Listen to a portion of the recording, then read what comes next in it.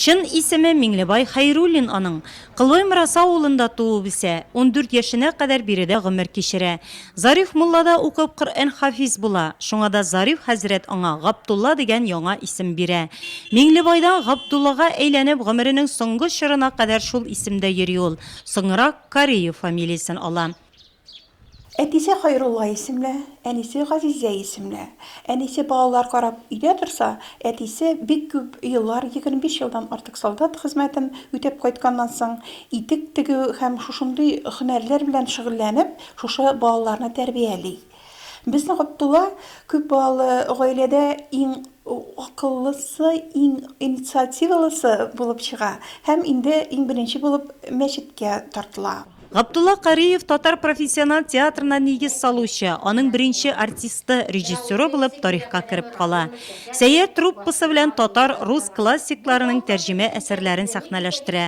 Булар хакында Габдулла Кариев исемендәге музейда кызыклы мәгълүматлар тупланган. Биредә бөек шәхеснең шәхси әйберләре саклана. Кылбай Мырасалылар үз якташлары белән шиксез горурлана. Татар театрының атасы режиссер Габдулла Кариев безнең авылдашыбыз булуына без бик шатбыз. Аның исеме белән аталган без Кариев оныклары түгәрәгенә йөрим. Кариевка багышлап фәнни эшләр язып, бәйгеләрдә катнашам. Мин Кариев оныгы. Мин Кариев нәселеннән. Габдулла Кариев театрның атасы исемле фәнни эшләр белән укучылар республика күләм бәйгеләрдә катнашып, призлы урыннар яуладылар.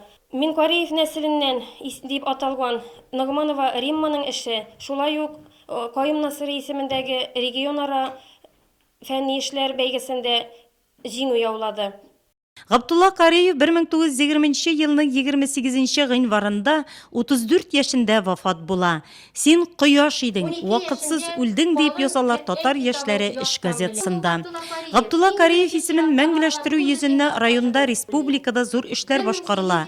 Тарихта калган шәхеснең якты истәлегенә багышланган зур чара иртәгә Кылбай Мыраса авылында үтәчәк.